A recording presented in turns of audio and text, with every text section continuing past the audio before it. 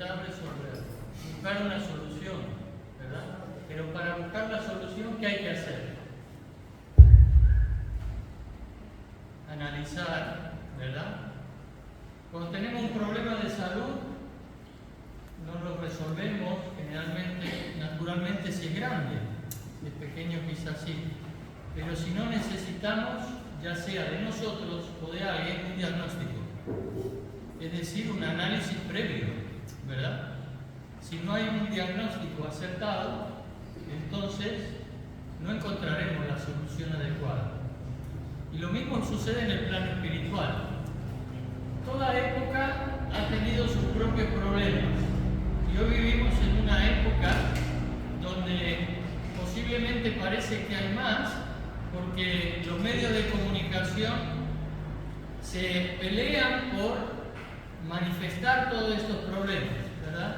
Están a la luz, están en la superficie, lo podemos ver. Una sociedad que está en problemas, una sociedad que está en una situación confusa muchas veces y no encuentra el camino, quizás porque no ha hecho el diagnóstico adecuado, quizás porque el análisis que hace de su situación es inadecuado, no es correcto y por lo tanto la solución no es la adecuada para resolverlo. Vemos diferentes tipos de inconvenientes y de problemas, pero para esto hay que tener una perspectiva muchas veces. Salir de uno mismo para tomar perspectiva de ese problema y buscar consejo, buscar ayuda, buscar una solución, quizás de otro lado que no sea de nosotros mismos, porque cuando estamos inmersos en el problema es muy difícil hacer un diagnóstico verdadero, un diagnóstico adecuado. Por una parte vemos un creciente problema económico, inflación, falta de recursos, mala distribución de esos recursos. Vemos una situación mundial y somos privilegiados en vivir en esta parte del mundo, pero si vemos en una situación global, vemos todos estos problemas. Vemos también problemas en el plano social, racismo, independentismo, lucha de clases, desintegración, maltrato a la vida familiar.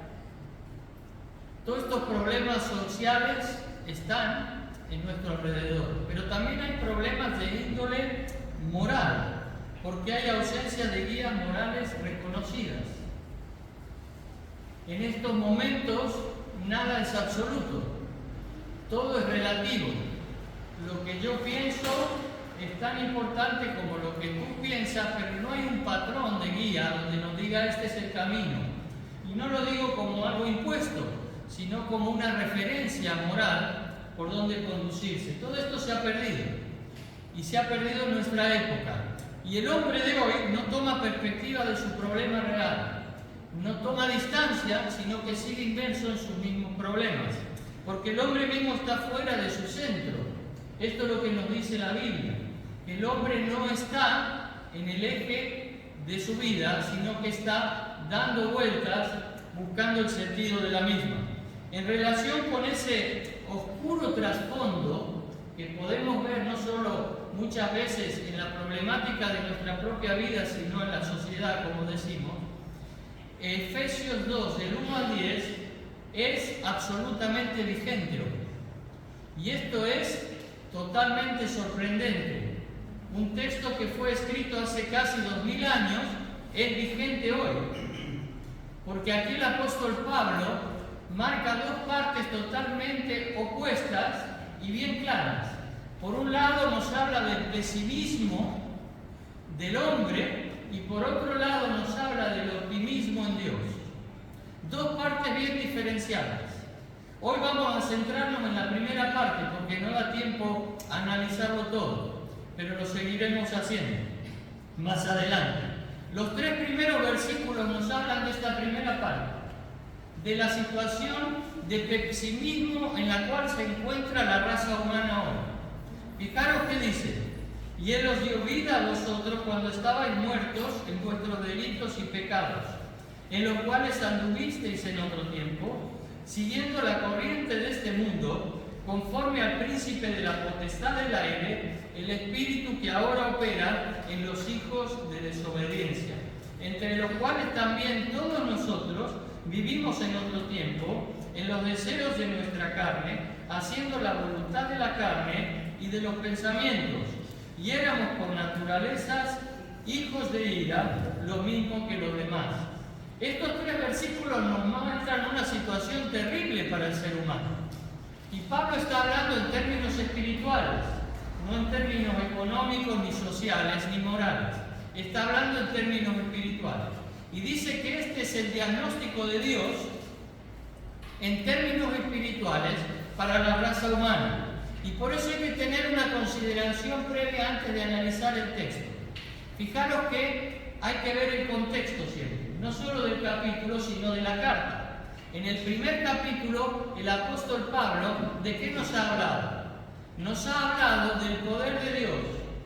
Dice, Cristo estaba muerto, pero el poder de Dios operó en Cristo, resucitando a Jesús de entre los muertos y exaltándole, poniéndole por encima de todo. Y en este capítulo sigue con esa idea, pero centrándonos en nosotros. Dice, vosotros estabais muertos, pero Dios os exaltó. Dios os puso en un lugar inmerecido, pero estáis en ese lugar. Y que vamos a analizar en todos estos 10 primeros versículos. Pero la condición humana no es que Pablo describe aquí, no es para un sector de la sociedad. Si hay algo que tenéis que tener claro cuando leemos estos versículos, es que Pablo está hablando a todos. Comienza dirigiéndose a los de Éfeso y les dice, y Dios os dio vida a vosotros, porque es la carta que se dirige a ellos.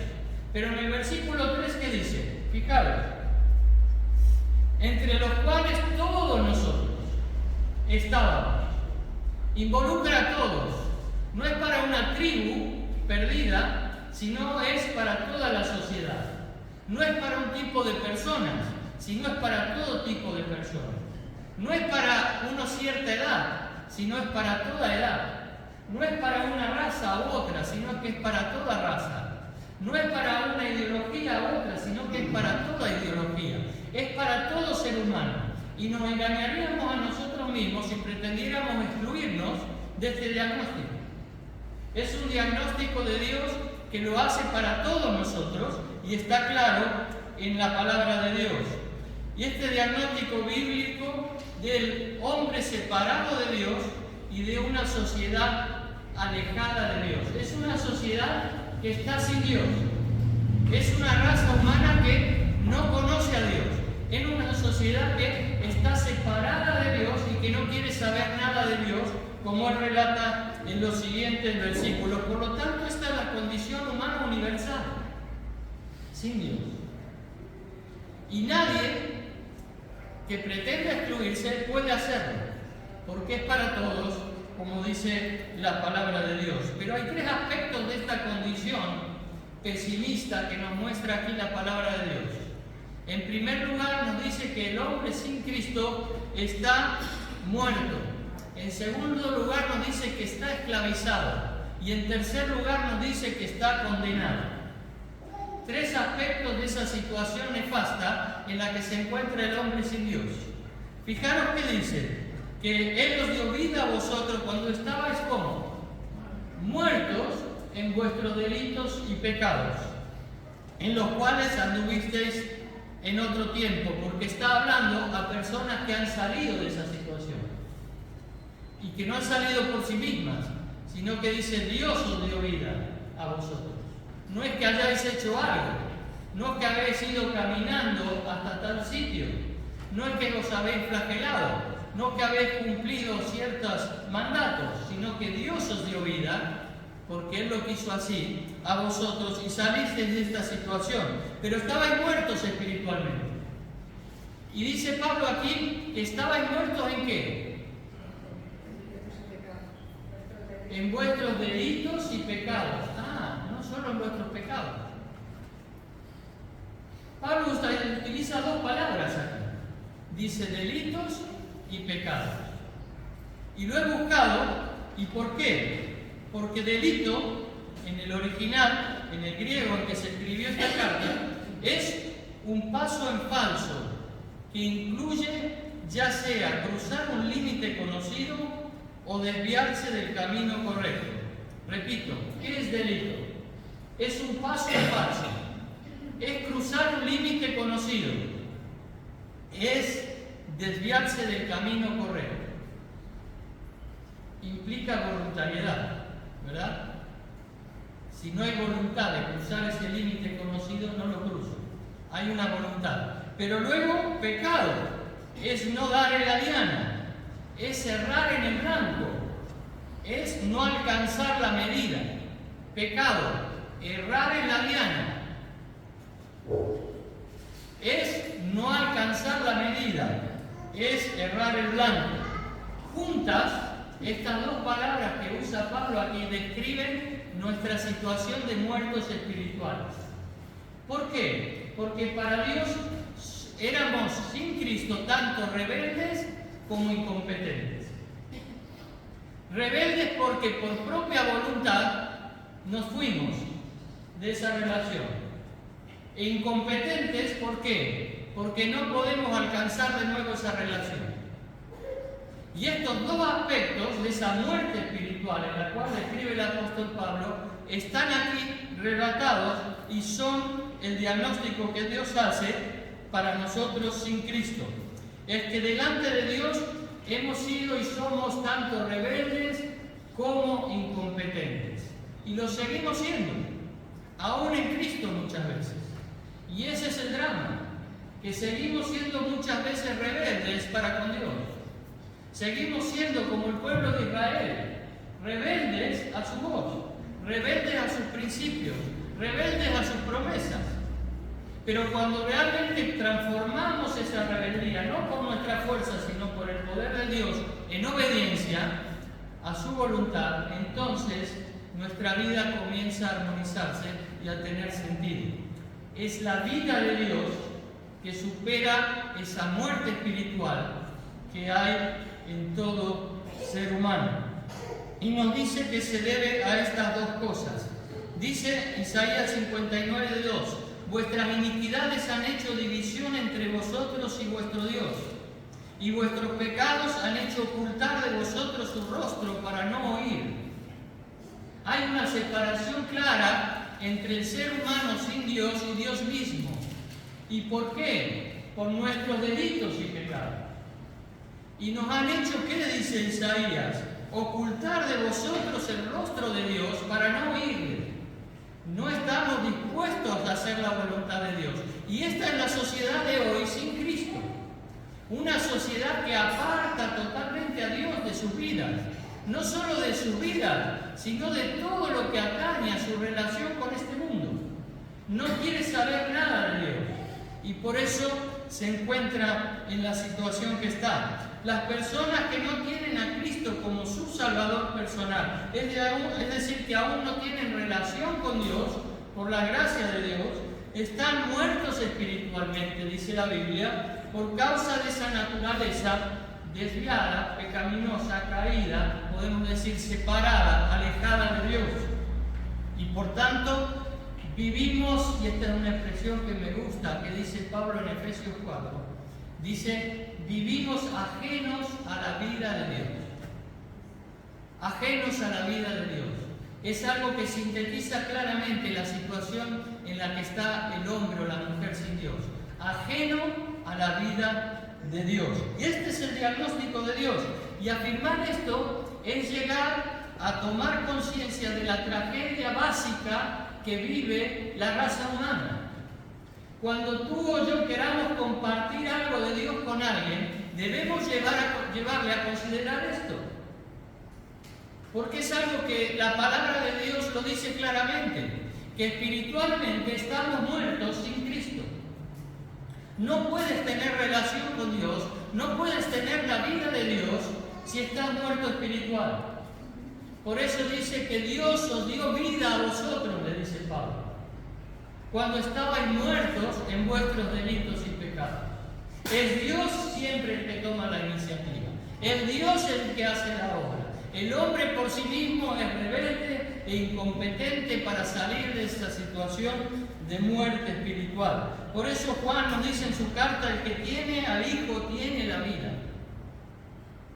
Por eso nos dice también Juan, relatando lo de Juan el Bautista, que dijo: he aquí el Cordero de Dios que quita, ¿qué? El pecado ¿de dónde? Del mundo. Del mundo.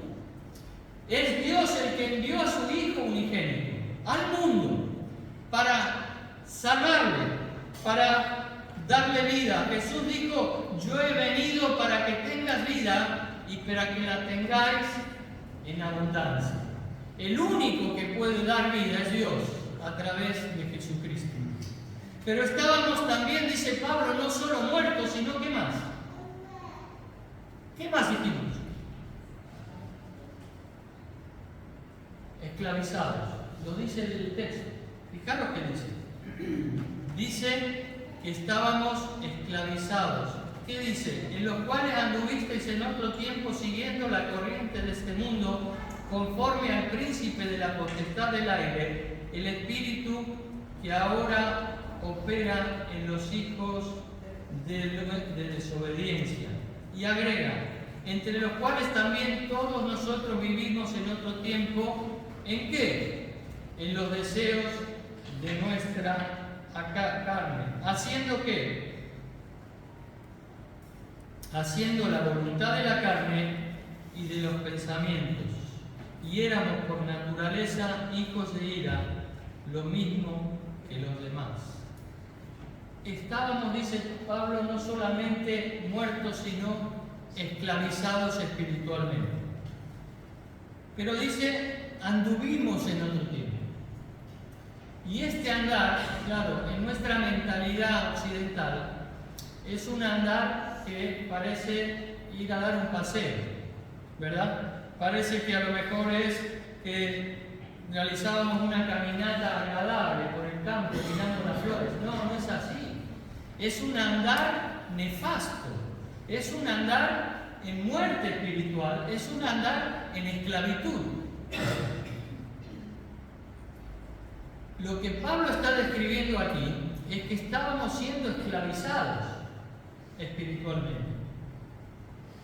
Y algunos podemos tener una noción de lo que es ser esclavo por las películas, por los libros. Gracias a Dios que en nuestra época no se da esto, pero en épocas no muy lejanas esto se daba. Y en algunos países aún se da en otro tipo de esclavitud. Podríamos entrar en el tema, pero no es el caso. Pero hay esclavitud en el mundo. Pero lo que Pablo habla hoy es esclavitud en términos espirituales. Nuestro andar en delitos y pecados fue muy diferente a una caminata por el campo. No teníamos verdadera libertad. No teníamos verdadera libertad. Y es algo que como cristianos muchas veces perdemos de vista. Porque disfrutamos de la libertad. Es como al hijo que ha nacido en la opulencia y no sabe el esfuerzo de lo que es ganar las cosas. Si no se le enseña, ¿verdad? No tiene noción de lo que ha sido para los padres muchas veces llegar a esa situación. Lo mismo nos pasa a nosotros. Somos hijos que vivimos en la opulencia de las bendiciones y no nos damos cuenta, no valoramos en su justa medida lo que es vivir en la libertad que Dios nos ha dado. Y esto es lo que necesitamos, reconocer que vivimos ahora en una libertad que no merecemos. Pero antes vivíamos en una temible esclavitud. Y esclavitud que narra aquí a fuerzas sobre las cuales no teníamos ningún control sobre ellos. Eso es lo más difícil de la esclavitud, que te sientes impotente. No tienes cómo salir de esa situación si no hay alguien que te libere, ¿verdad? Y esta es la situación en la que estábamos espiritualmente. Pero ¿qué fuerzas eran estas? Si detrás de la muerte está el pecado, detrás del pecado, ¿qué es lo que nos llevó a esto? Esto es lo que Pablo está diciendo aquí. Si detrás de la muerte está el pecado, ¿qué hay detrás del pecado? De esa situación de separación. Y Pablo nombra aquí tres cosas. Nos da la respuesta. Dice que esas fuerzas son el mundo, el diablo y la carne. Tres cosas que están detrás del pecado. el mundo, el diablo y la carne. Dice, siguiendo la corriente de este mundo, en primer lugar. Cuando buscamos en el griego, hay muchos comentarios que nos dan esta facilidad. El griego dice que es de acuerdo a la época de este mundo.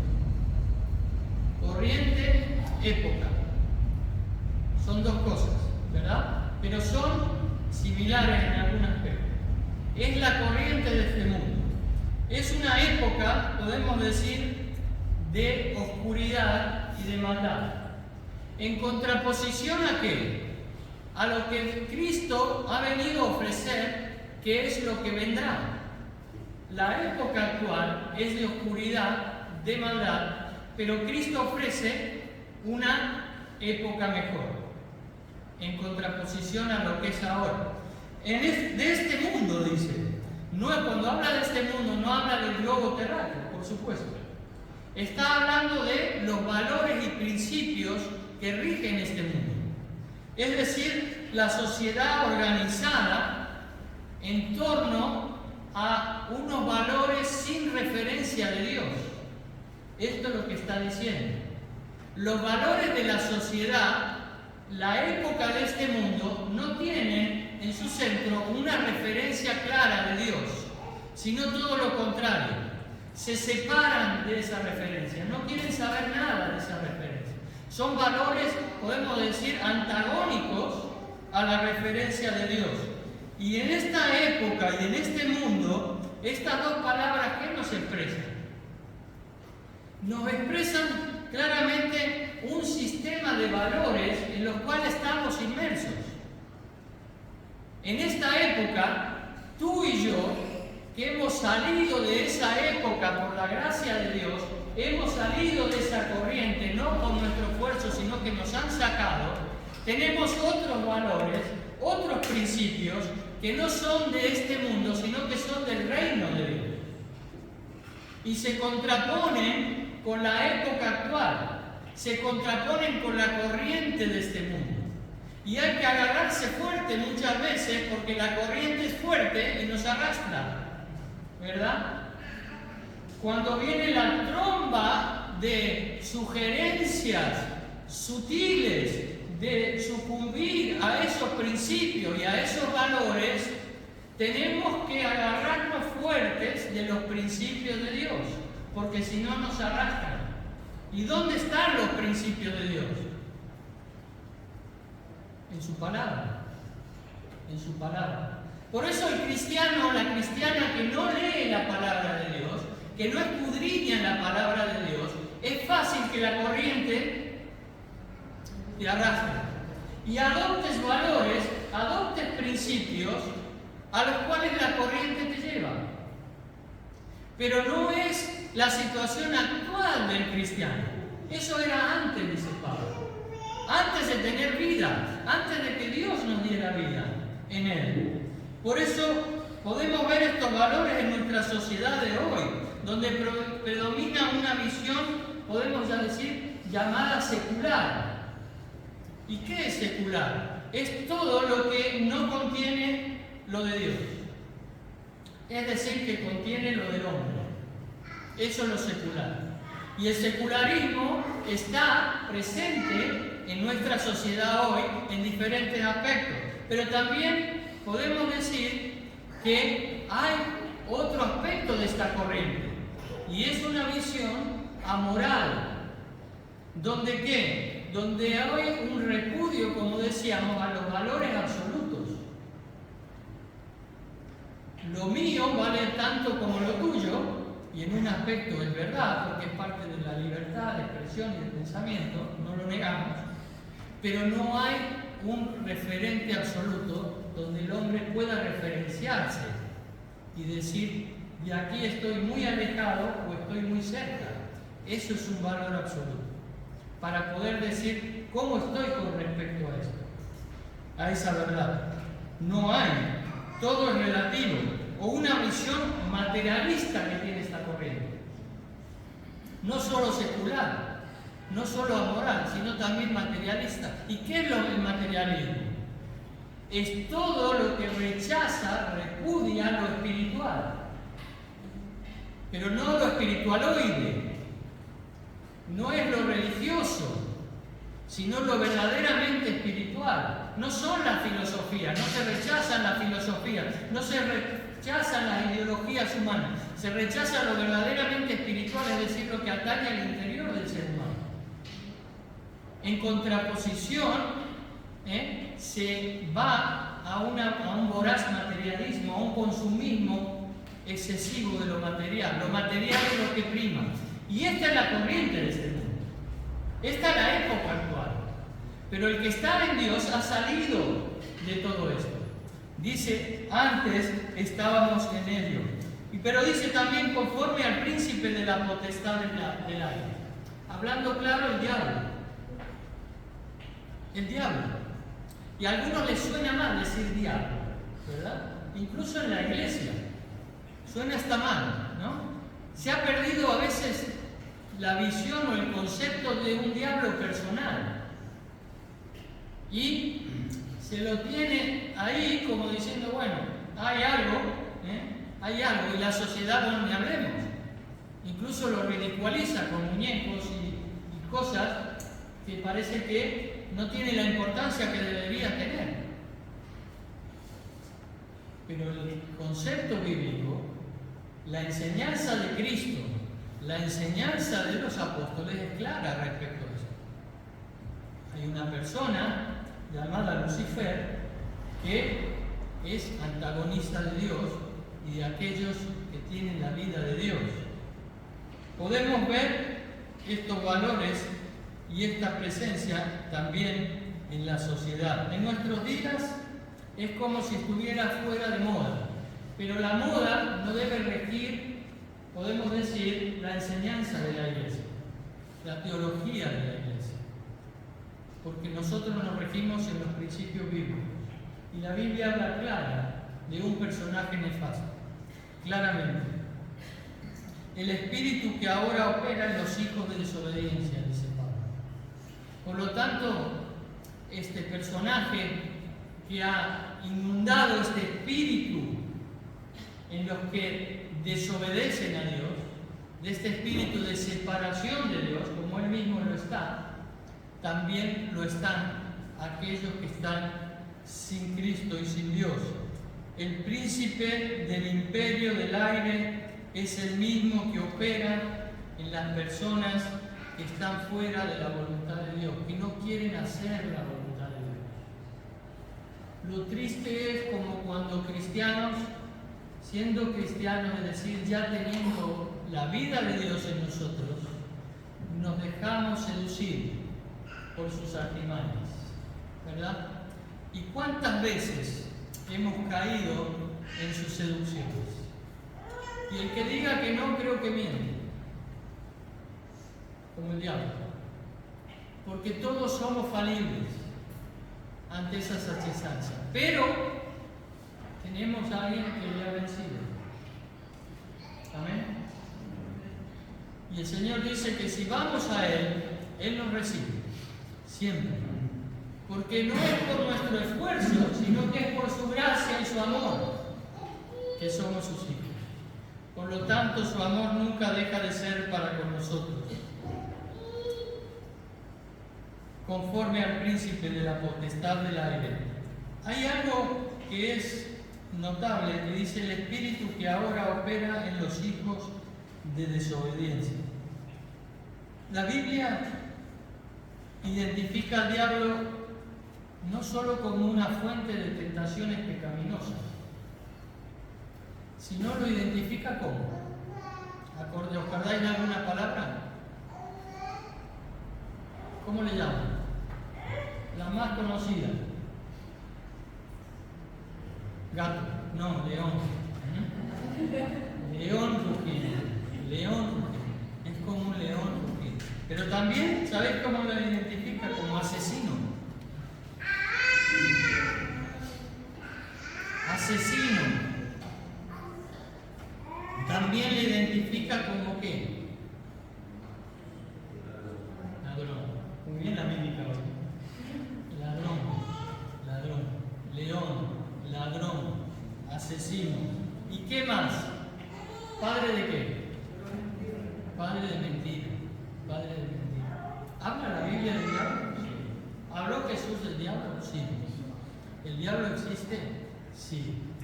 ¿El diablo es una de las causas de esta decadencia humana? Sí. ¿Por qué? Porque si vemos el mal en cualquiera de sus aspectos y escarbamos detrás de las razones de ese mal, siempre encontraremos a este personaje. Siempre lo encontraremos. Por lo tanto, debemos estar con los ojos bien abiertos. Y algo notable que decía es que cuando dice aquí que operar, fijaros qué dice el versículo. Conforme al príncipe de la potestad, el espíritu que ahora ¿qué? Opera en los hijos de desobediencia. La misma palabra, la busqué, opera, es la misma que usa Pablo en el capítulo 1, versículo 20, cuando habla que el poder de Dios operó en Cristo para vencer a la muerte. Por lo tanto, el único poder que puede operar en nosotros y romper las operaciones del diablo para separarnos de Dios es el poder de Dios. Es el único. Si te crees suficientemente fuerte para vencerlo, estás equivocado. Solo el poder de la sangre de Jesucristo es el que echa fuera al diablo de tu vida.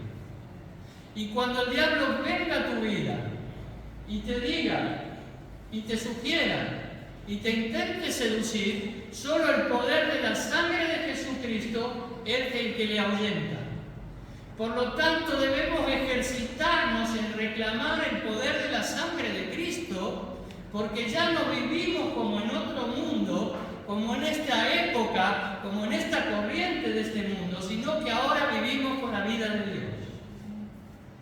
Y es la vida de Dios ganada en la cruz del Calvario, en la sangre derramada de su Hijo Jesucristo, la que ahuyenta al enemigo de tu vida y de mi vida. Debemos ser capaces de arrodillarnos y reclamar el poder de Dios para operar en nosotros como lo hizo en Cristo Jesús. Si no lo haces, si no estás dispuesto a hacerlo, no vivirás la vida abundante que Cristo ha venido a darte. Tendrás vida, pero no una vida abundante. Solo el poder de la sangre de Cristo es lo que nos lleva a vencer y a tener una vida verdaderamente abundante fuera de la corriente de este mundo. En cualquier punto podemos decir que aparezca esta seducción, debemos estar atentos porque tenemos las herramientas dadas por Dios para vencerlo. Pero lo último es el deseo de vuestra carne, ¿verdad? ¿Y qué es la carne? Por supuesto no es este tejido que adorna nuestro esqueleto, sino que es, en términos espirituales, el yo. El yo. Podemos sintetizarlo en el yo. Es nuestra naturaleza humana, egocéntrica y caída, alejada de Dios. Más adelante, cuando habla de los deseos, aquí habla de los deseos de nuestra carne, pero más adelante cuando habla Pablo de los deseos, se definen con los deseos del cuerpo y de la mente. Esto es importante recalcarlo porque muchas veces caemos en el error de confundir los deseos de la carne con los pecados de la carne. Dios nos ha creado con un cuerpo y en ese cuerpo tenemos deseos. Tenemos deseos de alimentarnos, tenemos deseos también, podemos decir, de dormir, tenemos deseos sexuales. Esos deseos no son malos, no son pecados. La religión los ha convertido en pecado. Tener deseo sexual no es malo, tener deseo de dormir no es malo, tener deseo de alimentarse no es malo, los deseos no son malos, no son pecados. El pecado es cuando el comer se transforma en gula o en glotonería. El pecado es cuando el dormir se transforma en pereza. El pecado es cuando el deseo sexual se transforma en lujuria. Esos son pecados. No es lo mismo el deseo que el pecado. Por lo tanto, el único que puede controlar nuestros deseos para vivir en armonía con nuestro cuerpo, con nuestro yo, es cuando Dios mora en ti o mora en mí. Porque si no, podemos tener el peligro del desenfreno en nuestros deseos. Deseos por los cuales Dios nos ha creado. Deseos por los cuales Dios nos ha hecho. Pero por lo tanto, solo podemos ser en Dios adecuadamente controlados en esos deseos. Pero en cualquier punto podemos decir en que el yo, con mayúscula, bien grande, un yo así de grande, que es el nuestro, aparece en nuestra vida, detrás de él está la carne. Detrás de él está la carne. Y es importante recalcar que la Biblia no habla solamente de los deseos de la carne, refiriéndose al cuerpo, sino también referidos a la mente. Y esto es algo que muchas veces no tenemos en cuenta. Y la sociedad, por supuesto, lo rechaza totalmente. Por ejemplo, incluyen tanto los malos deseos del cuerpo como de la muerte, de la mente. ¿Y qué deseos se pueden pervertir en nuestra mente? Cuando llegamos a un orgullo intelectual. Tenemos un intelecto, pero no podemos llegar a un orgullo intelectual. Cuando andamos en una ambición falsa, que es desmedida. Cuando el rechazo de la verdad que conocemos está en nuestra vida. Nadie ve estas cosas muchas veces.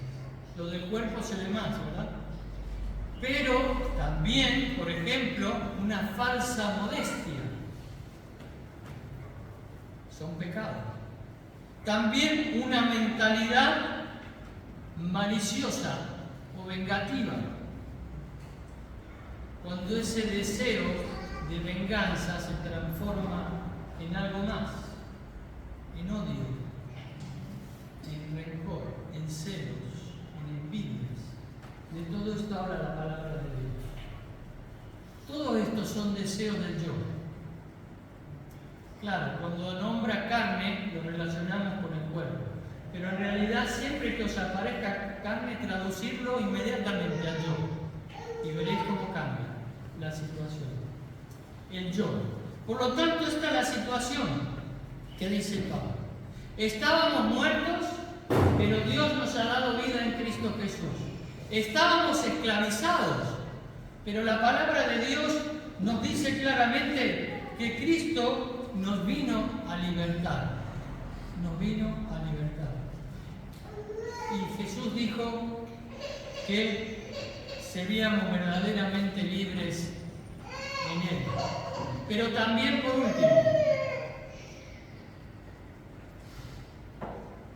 nos dijo también el Señor que ante esta condenación que hemos sufrido por las acechanzas del enemigo, por el pecado, no solo estábamos muertos, no solo estábamos esclavizados, sino también condenados. Fijaros que dice, y con esto vamos acabando, y éramos por naturaleza hijos de ira. ¿Qué significa hijos de ira? La ira de Dios no es la misma que la de los hombres.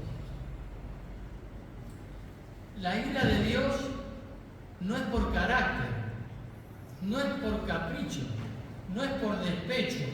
Podemos decir que la ira de Dios no es por malicia, no es por animosidad, ni por venganza. Mi ira sí lo es muchas veces. Dios nunca pierde las casillas. Dios siempre es el mismo, no cambia. Él es el mismo ayer, hoy y por los siglos. Nosotros somos los que cambiamos. Y muchas veces nos surge la ira por estas consecuencias. Pero para Dios la ira no es lo mismo. ¿Qué es la ira de Dios? Entonces, podemos decir, la hostilidad personal, justa y constante de Dios hacia el mal. ¿Cuándo se aira Dios? Y en el Antiguo Testamento lo podemos leer muchas veces. Dice, se inflamó, o sea, se inflamó la ira de Dios. ¿Qué significa?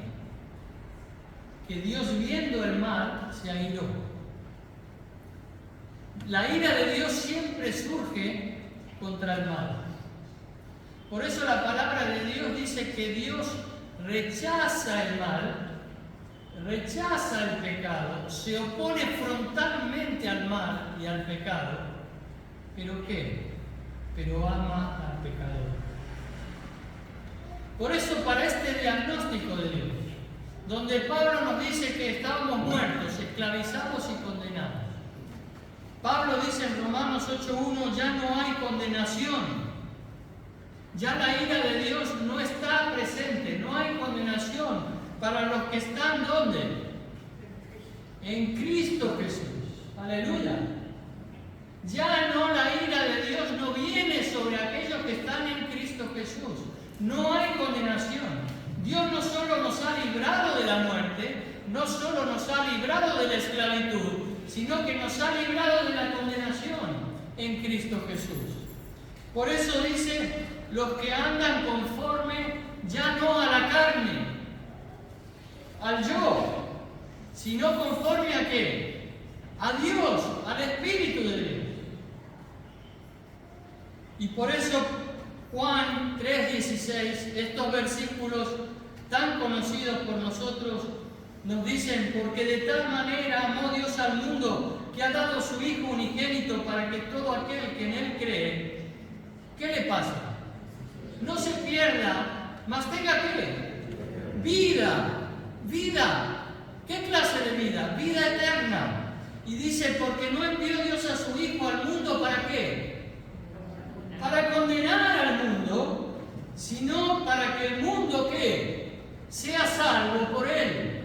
Y más, dice, el que en Él cree no es condenado. Pero el que no cree ya ha sido condenado porque no ha creído en el nombre del unigénito Hijo de Dios. Aleluya.